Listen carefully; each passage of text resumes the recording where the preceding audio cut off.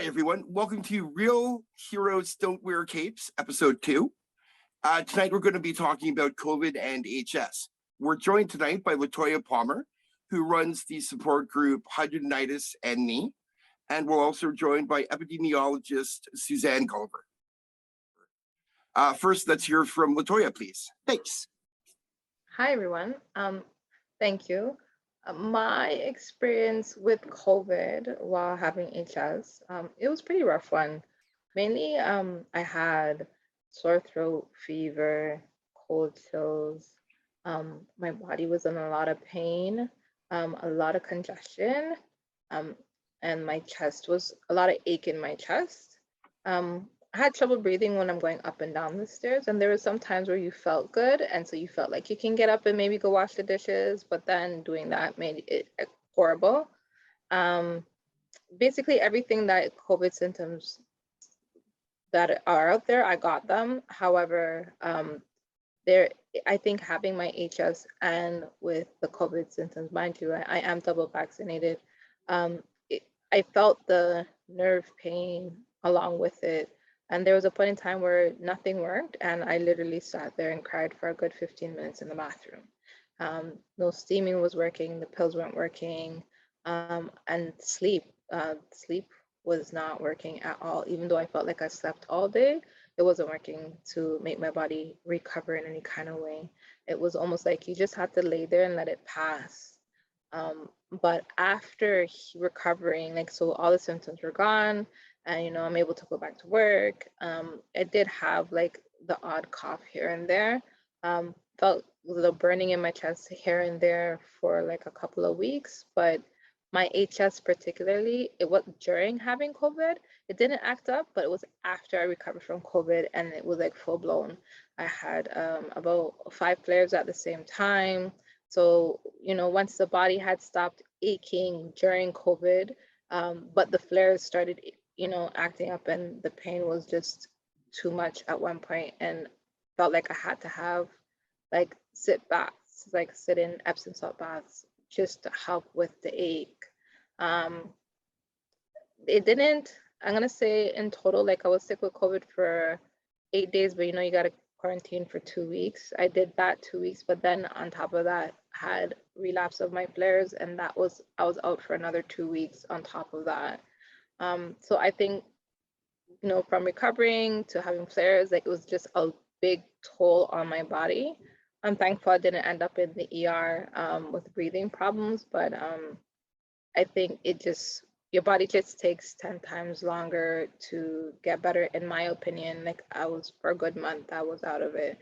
My skin complexion changed. I went very pale, and my voice was pretty hoarse. And then it's just now I'm starting to get back my skin complexion. I'm able to swallow my vitamins. I'm able to eat some food and stuff like that. So that was my experience with COVID. Wasn't a great one, not knowing that COVID is not a great experience, but having COVID and HS at the same time, it's difficult on the immune system. So I struggled quite a bit, to be honest with you. So Latoya, would you say did you lose your sense of smell when you had it, and taste? Was that one of your symptoms? I lost my sense of smell and taste, and even after recovery, to be honest with you, my smell didn't come back 100%. Even now, I still can't smell everything that is out there. Somebody be like, "Oh, I'm smelling cinnamon." What are you talking about? So would this qualify? Would this be sort of lawn hall? Susanne, maybe you can touch on that, the afterwards of, because you were sick in December, right? And if you're still feeling, oh wow. Yeah, I mean, it depends. It's one of those weird things that happens with the immune system, because you see it with patients who take certain kinds of chemo as well, that, you end up with, your immune system, either being messed with. And that's one of those things that gets knocked out, is your sense of taste. And, it's a big part of COVID, but it also happens with chemo patients as well. So it's kind of interesting that, you go with, the chemo patients whose immune systems are being suppressed to COVID patients whose immune systems are in overdrive, and you get, very similar results. Mm-hmm. But yeah, it's one of those things that some people, it varies. And it's the same thing with chemo too, actually. There are some people who never get their full sense of taste back and things taste weird to them forever. And then there's other, and then there are people who, it only takes a couple of months and everything's back to normal. And it's the same thing with the COVID patients. It's a spectrum of, and then there are people who never lose their sense of taste or smell. So it's actually interesting that COVID is a lot like HS in that it isn't a one size fits all disease. It's complex and everyone has very widely varying experiences of the disease. I compare it sometimes to like Russian roulette. Like you just don't know what you're going to get. And that's why I think, for people that are immunosuppressed or immunocompromised, it is very stressful on us because we don't know. We followed the rules. We did what we had to say. And the way society is moving right now, it's, if you're afraid, stay home. And I feel like a lot of immunocompromised people and elderly and high risk, they're being pushed to the side. And that's, hard on the psyche as well to, come to the reality that this world has said, we're not going to wait for these people. We're going to move on. And if you can't join us, that's your own problem. And that's kind of hard to hear as well.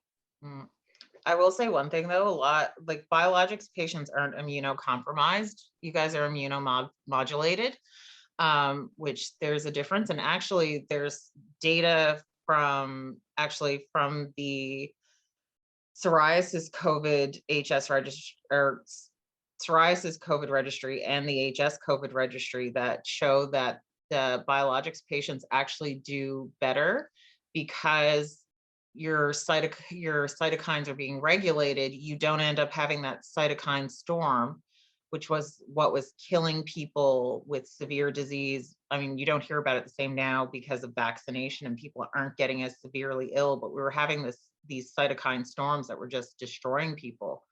And they saw it early on. Patients on biologics, didn't have the same, if they did have a cytokine storm, it was nowhere near as severe.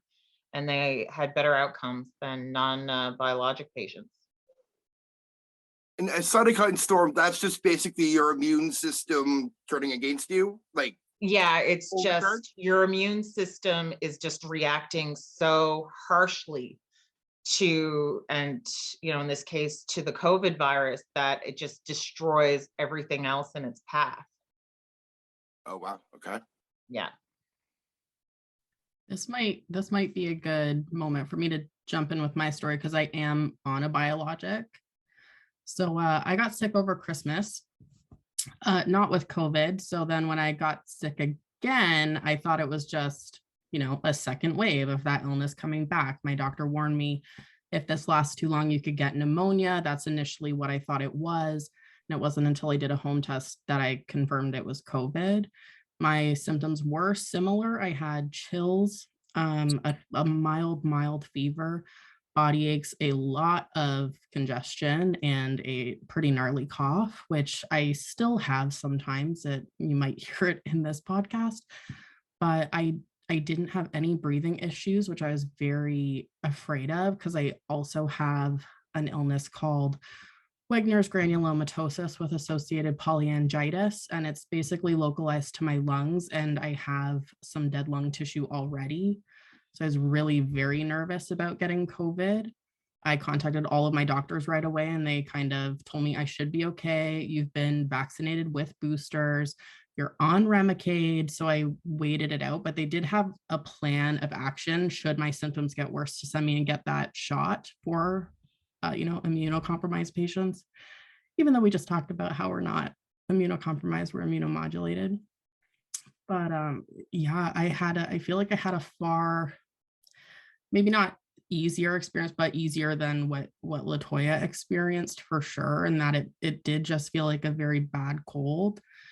And I live in a household with a lot of other people. And what was very confusing to all of us is that I am the only person who got it. And we are kind of together all the time, but I'm the only one who got sick.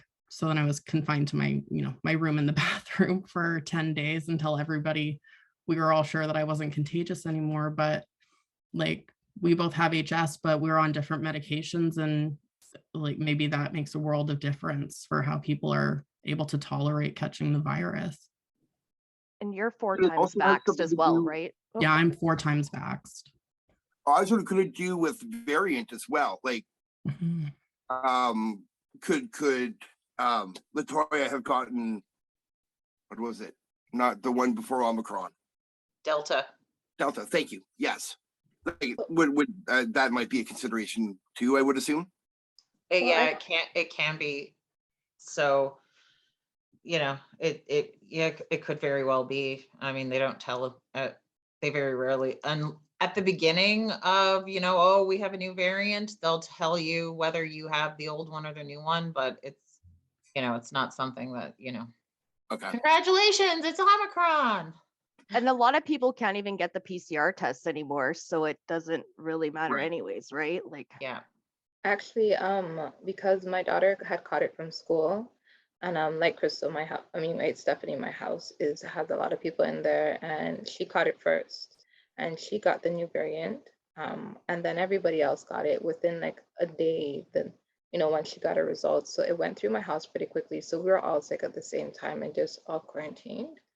But when you talk about messing with the psyche, I think that was the hardest part for me. Because there was the one time that I did go to the emergency because I was worried about my chest. And honestly, I walked around with gloves and stuff. And I said, listen to the nurse, like, I have this and I don't want to give it to anybody. So can I just sit somewhere else? And, they're like, well, first off, take off the gloves, just wash your hands. But, you can't sit anywhere else. But I was very cautious because the way it went through my household. And the youngest I have in my house is 3. The oldest is 79, right? So when we got better though, and finally going back to work, I was a little bit uncomfortable going back. And now it's like only work at home. If I have to go to the grocery store, go to the grocery store, but not the way how we caught it so fast and how quickly it went and how sick I got. It's like if I don't have to go to the gym, I don't. So I just don't go to the gym anymore. I try not to go to places with crowds. And it's not, I don't know if I want to call it that I'm afraid, but I'm extra vigilant. I know I could catch it by, being around like students because I work at schools, but work is a must. So, at least I know I'm not going out putting myself in certain situations. But it's just very scary, and not for the sake of having COVID itself, but the aftermath of what it does, how it flared my HS too, right? Because when you think, okay, yeah, I'm okay getting over one thing, and boom, like literally, I think it was within 24 hours of recovery, there goes my HS and everything at the same time pop. It wasn't like one today and tomorrow, everything came full blown steam. So yeah. I can admit that like I have completely changed my whole life because I've been afraid to go out. And it might have started a fear of getting sick, and as this pandemic's like progressed, my fear has gone to not only getting my family sick, but also others, and having to live with the guilt of infecting someone else. And just how important is it to go to a restaurant right now when we're still having mass two handfuls of numbers of people dying every day? And to me, it just comes down to, I just don't think it's right. And I don't think that what the politicians where I live are saying are the doctors. I want the epidemiologists to come forward, and the people that are actually working the ground floor in the hospitals, and when they say like it's time. And I do think maybe this pandemic is coming to an end, but I don't understand why we always have to jump so quick. We're in the 5th wave now. Why couldn't they wait 6 months? Like, I understand that some of these measures are hard, but I mean, the whole time I've lived here, you can go to the water park, you can go shopping, you can go see Santa. And, like I don't think it's ever been as hard as it's been portrayed. And it's frustrating because I just feel like we're going to be stuck in this rut. And that's been a big problem. And that's, that's the joy of not working for, the government or, a university. I can say what I want to say. And I've I said it the first time Newfoundland and Labrador opened up, I thought we did it too quickly. And we would have been out of this a long time ago if we weren't constantly trying to leapfrog and do everything all at once. And, and that's the thing too, removing all the measures at the same time means you have no idea how this is spreading because you've taken away all your safety measures. So you don't know what works and what doesn't. So then when you go back in, you have to do everything all over again.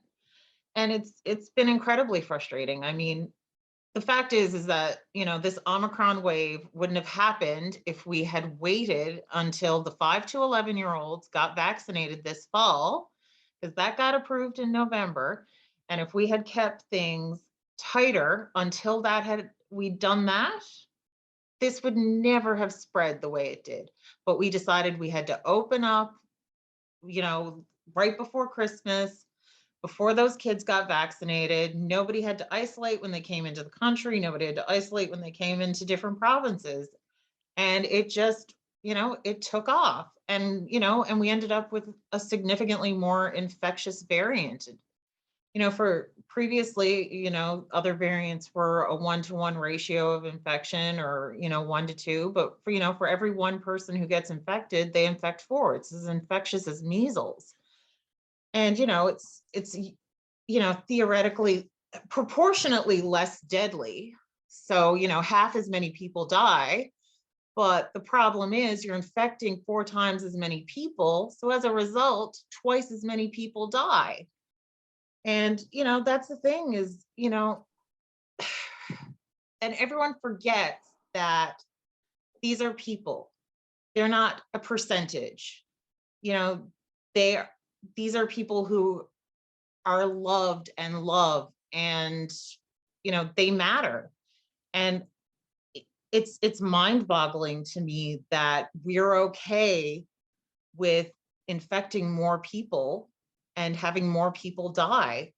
And, I think that was a huge mistake on the part of the WHO to come out and say that this was more mild, which it isn't, because if more people get it, more people die. It's basic math.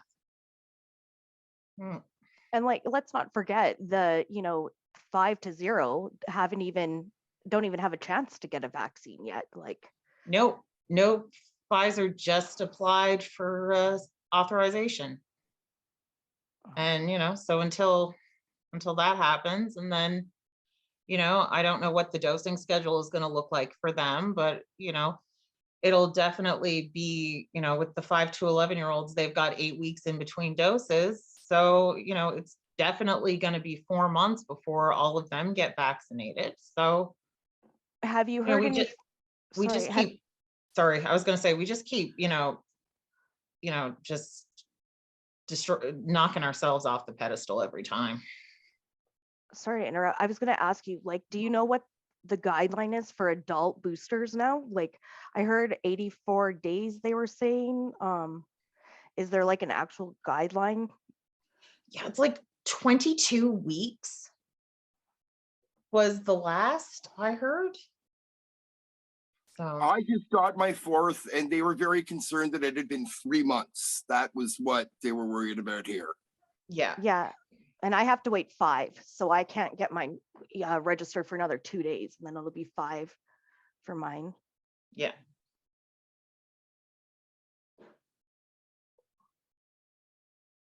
Speaking of vaccines, some people had a few questions on our Facebook, and one of them was, why are people missing periods?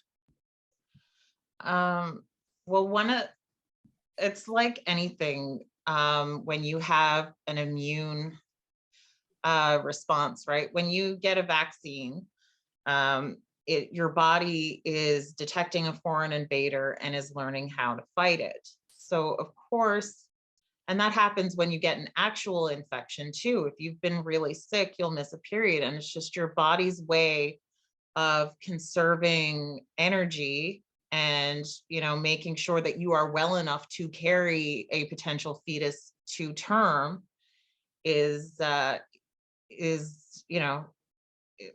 sorry, I will start over. But yeah, so when you get really sick or you have an immune response and your body has detected a foreign invader, your body decides, well, we're not having a period this month because you've been unwell and we need to conserve energy, and we'll try again next month. And it happens a lot. Stress, you end up late. Anything that your body says, you know what, this isn't an ideal circumstance, we're just going to not waste the energy on having a period right now, we're going to hold off until later. And it's, yeah, I mean, periods, bodies are weird anyways, but menstrual cycles are, yeah. One of the other questions was, does it matter if you're on a biologic, the timing of a booster dose of the vaccine? They like for you to do it in between doses. So, if you're on a 12-week, then do it right in the middle at 6 or whatever. But ultimately, it doesn't matter. Get your booster, because, you're better off having a slightly diminished immune response to your booster than not having it and not having any extra protection. So it doesn't, if somebody's on, what is it called, adalimumab, that really doesn't give them a window to get a vaccine between. Well, exactly, right? So it's like, yeah, have it on day 4. Yeah. Right? Because some it's people are on weekly, and They that's didn't why even they say, care. They didn't even care. They were like, oh yeah, whatever. When I went in for mine, they just wanted to give me the shot in the arm. yeah. Yeah. And I didn't have any bad reactions. I've been 3 times vax waiting for my 4th, and I had a sore arm, and that was it. Yeah. And the reason why they want it in between is just so that you don't end up with a diminished immune response to the vaccine. They want your immune system to be as primed as possible, but again, it's better to have a partial immune response to your vaccine than to not have that extra protection. Makes sense. Yeah. And now, Mike, you live with someone who is ill. Do you want to talk about how you guys have kind of navigated through the pandemic in that kind of situation? And it's interesting because we started the pandemic. I lived with an 84-year-old, my dad, and about 14 months ago, he was diagnosed with stage 4 cancer. And we began the pandemic, and he was healthy. And I mean, we were a little bit scared, but we basically still lived life. And we very much have transitioned now since the chemo, and we don't go a lot of places. We still go out, but it's at odd hours. Like, we'll go shopping if the store closes at 9, we go shopping at 8:30. If we go out to a restaurant, we'll go at 2 in the afternoon or 8 at night. We debated, should we stay at home? And really, he has stage 4 cancer. He wants to live while he can. So we take some risks. And recently, I hopped on public transit and went to Toronto for the first time in 2 years. And that was an anxiety attack. That reminded me of what Crystal was saying, where I was so hyper vigilant. Somebody sat in front of me and I just flipped out. And I was counting days after I got back, and finally, day 7, okay, I think I can officially say I don't have COVID. But I mean, I don't wish this on anybody. I really wish this could end, but I'm also scared crapless. They're saying they're going to stop mask mandates within a month in Ontario. Same thing in Newfoundland. And ours are already gone. Terrifies me. That terrifies me. I'm continuing to mask. I'm continuing not to go into more indoor places than I need to. I'm washing my hands, and we're not going into the crowds, because at this point in the game, it hasn't even been quite 2 years since we've been living this way, and I'm in it to win it. So yeah. And that's the way I am too. I mean, I haven't eaten in a restaurant in 2 years, and I probably won't for a very long time. You know, I mean, on top of professionally, you know, my father's a dermatologist, you know, we have a practice together. We can't do these things because we can't risk then going, you know, contracting it, infecting our patients. And also then if we do, let's say, luckily we, you know, don't end up exposing patients, we still have to shut down practice for 2 weeks, which means people don't get access to care. You know, and, you know, I have a 95-year-old great aunt who, you know, I spend an awful lot of time with. We just spent 2 months because we had a second lockdown. No one could get into a nursing home. So, you know, I was calling her through the window and we were crying at each other. It was horrific. And, you know, it's, you know, and that expectation that it's fine to lock up everyone in a nursing home. They don't need their families. They don't need contact. You know, it's wild. But, you know, and I mean, we're going, you know, all our public health measures are going out the window. I know I was over at the hospital a couple of days ago and right after the announcement, and all the nurses were livid because they said, well, I'm still wearing a mask. Like after everything we've been through, we're just going to throw it out the window. And we're keeping the same things in our office. You know, it's going to be masking. It's going to be, you know, 1 in, 1 out. We're going to wipe down the rooms. We're going to continue on like we have for years because case counts are still high. Hospitalizations are at record highs, and so are deaths. It's absolutely ridiculous. So my husband's like the errand runner in our house because quite frankly, you know, the masks aren't cheap either, the proper ones that we need to go out and be safe. And but he said this week because a lot of they took away our was called the restriction exemption program. So it was our version of the COVID passport in Alberta. And last week at 11:59, in the dramatics that, you know, politics are here in Alberta, everything was dropped, including for children. And so my husband's been going out doing the stuff, and there's been so many businesses that are like, you're not wearing a mask on the door, don't come in, call us, we'll bring stuff out to your car. There's been restaurants. So, I mean, there are a lot of places that are trying to like let everyone have access, but, you know, it is hard when the majority of the people are like, hey, you don't matter anymore. Yeah.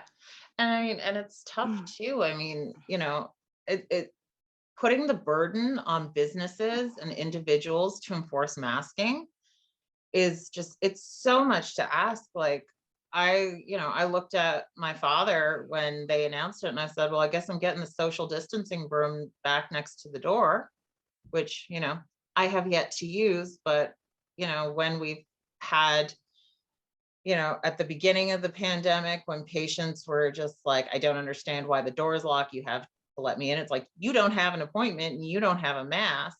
But, you know, I mean, it's going to be rough again, and enforcing it it's going to take its toll. And, you know, frontline workers should not have to be responsible and should not be taking the mental and emotional brunt of enforcing masking and social distancing, you know. And it's incredibly frustrating that the government isn't willing to be the ones who take the fall for that. It shouldn't be dumped on minimum wage workers.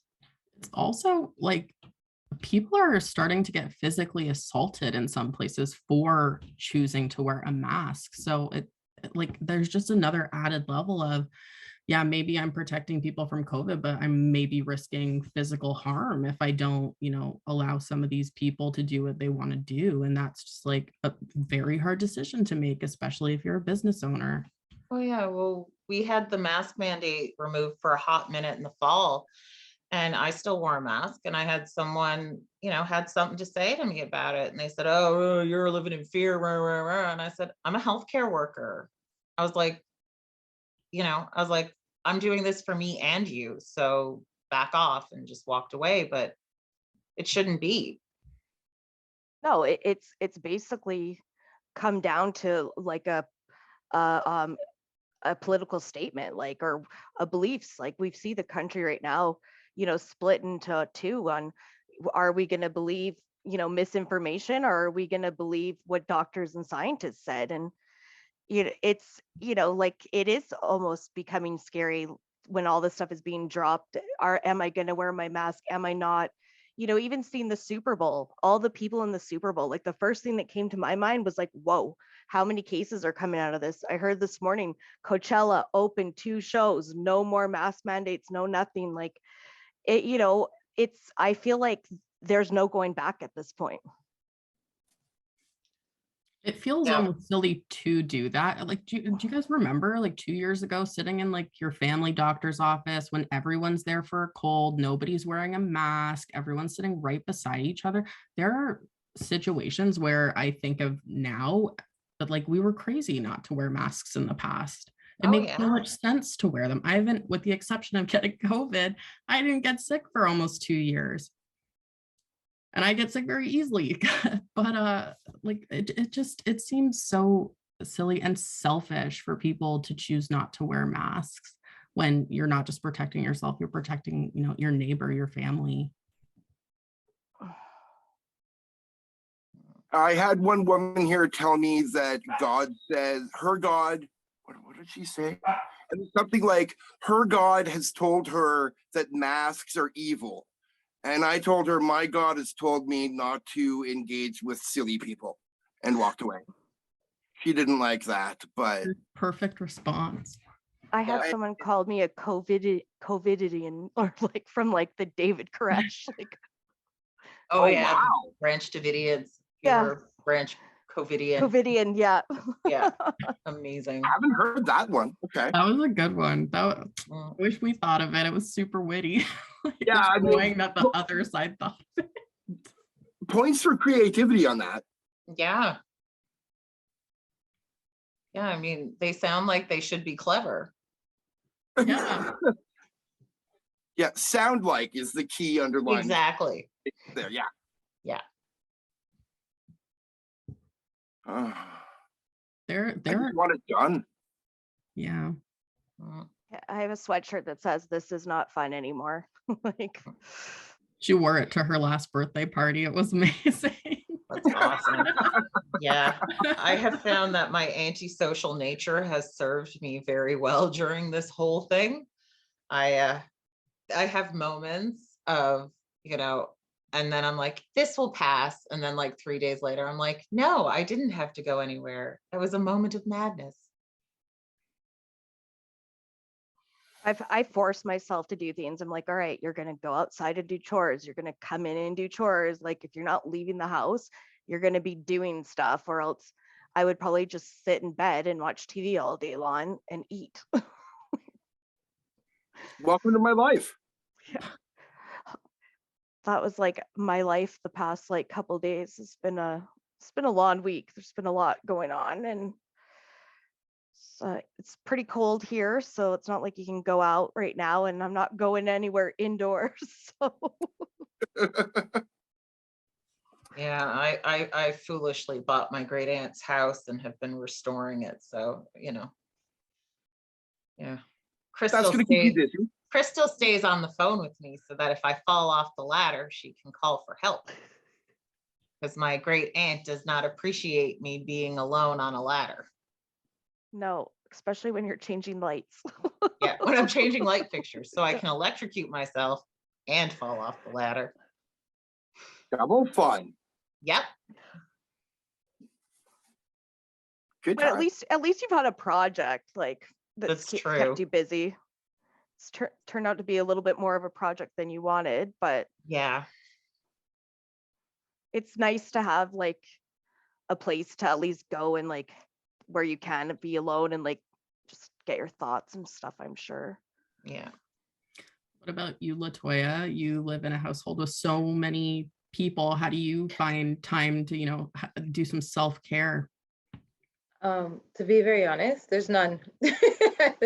And maybe that's why I'm going a little crazy. Yeah, it's COVID has taken away a lot of opportunities, especially the kids need to get out, right? And so when they're cooped up in the house, it's hard. So when their out time is in school, and then school has their own restrictions, right? So like at one point when they closed everything down, my daughter's gymnastics turned into a Zoom gymnastics, and you know it kind of made the motivation of wanting to participate in gymnastics go down, and that's something that is her passion. So I know we're wary about like things opening up, but she going into the gym, it kind of brings back life into her, just being in a different environment, right? Um, and you know, the routines in the house has been, you come home and you take off clothes right away and make sure you put them in the wash. And you know, it's like I also work in the hospital, so with that being said, like, you know, the kids, when I come inside, the kids want to run and give me a hug, and they can't. Oh, you know, mommy is not, you know, it just came in from work. Unfortunately, that can't happen. Or you just wait till I change my clothes, or let mommy take a shower first. And they want to tell you about your day. They want to hug you. They want to, you know, jump on you, and it can't. So it's changed a lot in my house. And it's a little bit anxiety provoking, because I do have my grandmother here, and you know, my mom has an underlying health condition. My sister has one. I have one. Do you know what I mean? So as I'm extra cautious about, you know, working into like, I work in the hospital, and on top of that, I work at the school board. So I work in um, two places that puts me at risk, right? So when we did, I would tell you, to be honest with you, when the doctor did say my daughter had it, you're right, guilt did hit me. And I cried, and I wasn't crying over the fact that my daughter caught COVID. I was crying over the fact that everybody else was going to get sick, right? And although you can't prevent it and it's not your fault because school is school, you kind of feel like it is your fault.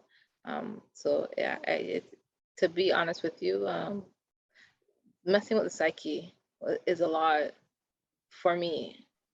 And so I just been going to work, going to work, going to work. And I'm religious, so I pray every day and hope that, you know, my house keeps safe and in good health. And yeah, that's where we are with it right now. So self-care right now, I'm going to tell you, it's no actual physical self-care in a sense of enjoying oneself. It's more so tapping into keeping the faith and being positive at this point. So yeah. It's like the most basic level of Yeah. self-care, not an extravagant form, but definitely like like keeping your soul. Yeah. Like, I don't And have great words. Yeah, and I think that's a mistake people make with self-care, is that they think it's all bubble baths and pampering. But a lot of the time, self-care is doing the basic things you need to do to be able to get through the day with your sanity intact, right? So, Mhm. you know, that, you know, the basic taking care of you and, you know, doing what you need is, you know, so important. Right. And I mean, like, we're coming into 2 years. Like, there's been days if I got up and brushed my teeth, like, especially when it first happened and it was so up in the air, and that was exhausting. And now, you know, we're coming in 2 years, and there's, you know, political sides, and there's families divided and friendships divided, and it's just exhausting for Yeah. everyone. Oh, it is. Well, it was funny because, you know, I've obviously had a different experience because we went into remote care. So I was going to work every day. You know, we were setting up phone calls and, you know, orchestrating remote care. But, you know, it was funny because everyone else was like, oh, I haven't worn jeans in, you know, 3 months. And I'm like, I got to wear jeans for 3 months instead of dress pants. And so, you know, I've been go, go, go, but it's been, you know, it's been away from people, but I haven't had that home on the couch experience, which, you know, while I'm sure delightful initially, is wearing. I find it now Crystal and I do, you know, HS Heroes, you know, housekeeping every day. And I find it very difficult to get motivated being at home. I have to force myself up and to get dressed and to go through a morning routine, or else I just want to sit in bed all day and do nothing. That's why I wake up at the crack of dawn and call you before. Yeah, she calls me at the butt crack of dawn every morning. Well, I'm always amazed because I'm like, oh, that's really early where she is. But yeah. Yeah, she gets up with her little demon puppy. And then she calls me and it'll be like 5 or 6 in the morning for her and 8:30 or 9 in the morning for me. And we chat on the phone for an hour. It's part of my self-care routine because we There can you go. unload everything on each other that we're stressed about. And you know, HS patients, we understand each other on a level, you know, a healthy person never could, even if it's just minor stresses. And it's just so nice to have, you know, our group, Latoya's group, where people can have that experience of, you know, interacting with other HS patients and just offloading to a group that truly understands what you're going through. I also like I'm experiencing where I'm getting tired of saying that I'm tired. You know, we're already tired due to our HS, but then on top of that, we're tired of what's going on in the world, and then we're tired of like I still got to get up and go to work, and which I'm grateful for. But at the same time, I'm just feeling always tired. And when you say to somebody who doesn't have HS, you know, hey, how are you? I'm tired. At one point, like I had a friend say to me, she's like, okay, hey, how are you? But don't say you're tired. And it's like, oh, okay, but so how do I take that comment? Do I ignore it because they don't understand what HS is, or do I Do like I educate them on what fatigue is? right? And it's like, Synonym under the sun. Like, yeah, I was like gonna say, just throw a new adjective. Well, actually, I'm exhausted. and I I started was- saying that too. I was like, instead Yeah. of saying you're tired and you're okay, I'm like, well, what do you want me to say? Because at one point you know, and I started to like, you know, explain to her a little bit like how traumatic my HS journey has, because I don't think she had understood.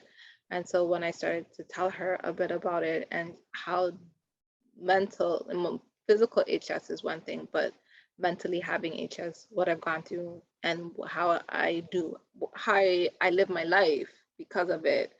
Like mind you, my HS has been the best it's been for the last 2 years, but if you've been sick and doing things one way out of survival mode for let's see 17 years, I'm sorry, but I'm accustomed to staying home and being a house body. I'm not gonna like get up and go, hey, let's go here, hey, let's go there, and hey, let's go do this, and hey, let's do that.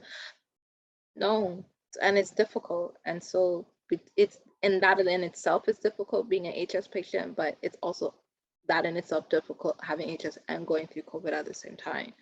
So, you know, I actually don't really talk to people much. Like I've cut down my phone calling list because I don't have anything else but to say I'm tired and I'm okay, or I'm exhausted, I'm okay. And not that I'm being a downer. And that's just what it is. I'm tired. Reality.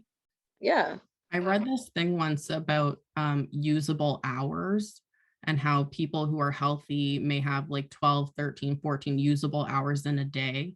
But when you're chronically ill, your usable hours may be only 6. And then you use that to, you know, get ready in the morning, work, even eating, showering. And then, you know, say by 3 in the afternoon, your usable hours are all used up. And then you're exhausted for the rest of the day. But as like someone who's participating in society, you push yourself those extra hours when you're fully exhausted. And you know, healthy people just can't understand that like your level of exhaustion is, you know, gonna hit way earlier than maybe theirs will. Or Yeah. if you overdo it, that you're down for a day the next day because you're so tired, your body just won't let you move, right? Like Yep. when I used to clean houses, I know there'd be times where I'm like, it's by the end of the day, I could hardly move. And I'm like, oh my God, I overdid. I'm not going to be able to move tomorrow. And it's like, then you have to just chuck that day off because you overdid it. And it's a balancing act with that as well. Yeah, like I used to go through these crashing moments, and I'm gonna say I've been off of the hospital job for 9 days, but I knew it was crashing because I was out for 2 weeks because of COVID, and then you could say another 2 weeks, although I was still going to work, I had the HS, so my body didn't really have that actual time to rest, and then I went back to work. You understand? So it's like I found myself struggling to drive home sometimes at night, or struggling to stay up my whole entire shift. Like when I got my 1 hour break, I would be sleeping instead of eating, right? So it was having this 9 days off, although, you know, the work was calling me, hey, do you want to come in? Do you want to come in? I had to tell them no. And I said, you know, my finances are going to be there. The bills are going to be there. I have to rest because my body cannot take any more at this point. And I had to say no, right? So, yeah. I think that's a lesson a lot of chronically ill people really struggle with. It's just Boundaries. actually accepting that we can't do what we want. Yeah, I don't know. I struggled with that for years, When and still am in denial most days. when I first got like really sick and was in the hospital, when I came out of there, one of the big things they kept telling me is you cannot have a Superman complex about this or a superhero complex about this, because there are going to be things you cannot do and you are going to need help with that you maybe could do before. And that has, I think, that mentality has carried with me. So I may not be so physically sick anymore, but I still am mindful of what my limitations kind of are as a sick person and when I do need help or when I need to talk to somebody, because like emotionally I can't handle things. Mm-hmm. But that was a lesson I learned pretty early on in being sick, but that was because it was kind of berated into me by nurses and doctors is you can't do everything you think you can do right now. Like, and yeah, it just carried over, not in a bad way, but in a mindful way. And I think that's important for everyone to know that you can't push yourself. I mean, the body keeps score regardless of whether or not you have a chronic illness or not. If you don't have good boundaries and don't know, you know, when you're coming to a wall, then you're going to have problems. Yeah. And asking Yeah. for help doesn't mean that you're weak either, right? It just means you're smart and you know when you need help. I'm glad that you said that, Stephanie, because honestly, that's something that I am working on. And I do tell the other HS warriors that come to the group, you know, you guys got to ask for help and it doesn't make you vulnerable or weak. I normally say it doesn't make you a punk, right? But for myself, I had to write down in my notebook, it's okay to ask for help. And for me, it stems because when having HS and, you know, you didn't want to be anybody's burden, or is more of a control thing, right? HS puts us down so much that we shut down. And so most of our life are things that we want to do, we're not able to do because of the HS. So when we do get to do something, we want to be able to feel independent and do it on our own. It's kind of like a pride thing and a control thing. So as much as I preach it, I'm still working on it, telling myself, okay, all right, you're Miss Independent. That's cool. But now it's like my, you know, it's a bittersweet because like you gotta ask for help now. You did this long without any help. You know, you went this long with trying to stand on your own 2 feet because you want to feel independent. And HS did take away my independence, but now's the time to be smart about it because you want to go from, as our theme for HS Awareness Week, you want to go from surviving to thriving. So a part of thriving is using your support system. And so that is also some of the mental health things I'm doing for myself as well. Good.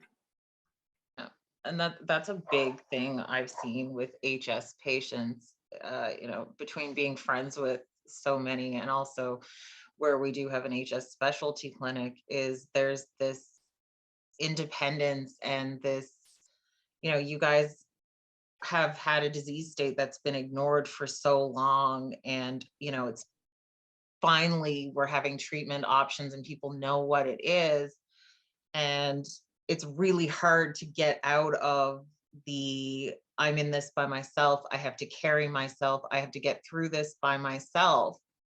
And I see it with so many patients first when they come in and, you know, finally are, you know, into dermatology, and it's a really hard, it's because it's a way of life for HS patients, is carrying yourself through alone. And it's really hard to open yourself up and to, you know, again, ask for help and let help in. And, you know, you guys are all amazing for being able to do it and to recognize it. I feel like part of that maybe stems from so many of us hiding the disease in the beginning, that we felt like you can't let anybody know you have this, so you need to be able to do everything you were once doing. And it's a kind of freedom in telling people that you have this and letting people in, and that you can ask for help and not feel so hidden and feel so burdened to have to do everything on your own. Also, there was like no information, like, you know, like a lot of us when we had this, you know, I was in the early 90s, there was no internet to look this up, so the hiding went hand in hand with the misinformation too. And you know, now seeing, you know, how many years later, how far this has come, it's us OGs that have, you know, been around before it was mainstream, have gone through a lot and have gone through decades of living with this. And you know, trying to, you know, connect with others wasn't even an option. I'll never forget the first HS patient I met other than me. Yeah, it was kind of magical. I cried, she cried, my dermatologist cried. Yeah, you did the classic, which is how we used to do it. You did it in your doctor's office, right? One of you was in one room. Oh no, And, actually, it was at a my dermatologist had arranged for me to speak at an AbbVie thing. Oh, okay. They were doing a video, and as I was doing a video with my doctor, and as we were leaving, she saw another patient that she knew who she had kind of arranged, and yeah, it was awesome. That's amazing. Yeah, we and it still happens sometimes. I if would we love have, to be able to do that at the office. Yeah. That is a great idea. Oh my goodness, yeah, Dave just inspired me. and I need we an office. yes, and sometimes we'll have someone who's like newly diagnosed, and it just so happens that one of the OGs is in another room waiting, and we'll go and be like, hey, so we have a new friend, do you mind, you know, would you like to, you know, and most of the time it's yeah, and then they go in, and you know, that was obviously in the before times, but you know, and then you know, you'd have that in the doctor's office meeting, and you know, they wouldn't feel so alone, and you know, you take them under their wing. And I recently had a phone relationship with a lady like that, and finally got to meet her in Latoya's support group last time. that's awesome. And I know, Yeah, that was cool. yeah, and I know AbbVie tried to do like this peer thing, but it was for only the patients who were in the Solace registry. So, which was the registry for Humira when it came out. And I remember being like, no, it needs to be for all HS patients. You just can't have it.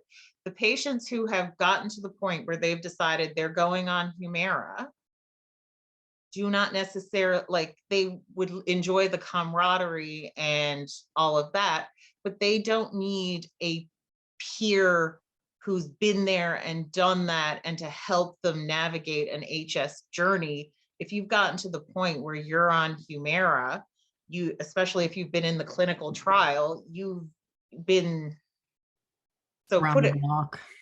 yeah, right. And but they were calling it this like mentorship program, and it's like, no, it's either it's a camaraderie program, and you're only going to have people who have the exact same experience because they're all on Humira and they've all been in the clinical trial. It's like, that doesn't help all HS patients. And it was a really bad idea.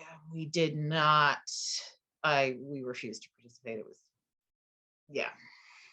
Yeah, we need the ones, we want to guide the ones that haven't been diagnosed and don't know about treatment options, and let them know they're not alone. And you know, Exactly, because once you've gotten to the point of, you know, you're on Humira, you know there are options and you know there's help.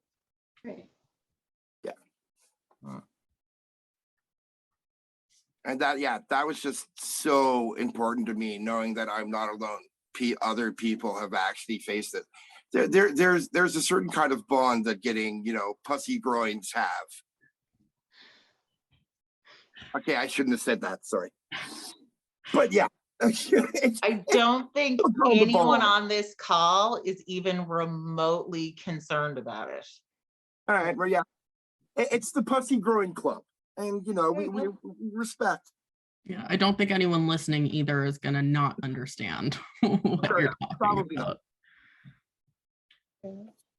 Well, thanks for joining us, everyone, tonight for this latest podcast. HS Heroes is really excited to say thank you to Latoya Palmer with Hidradenitis Me, and thank you so much, Susanne.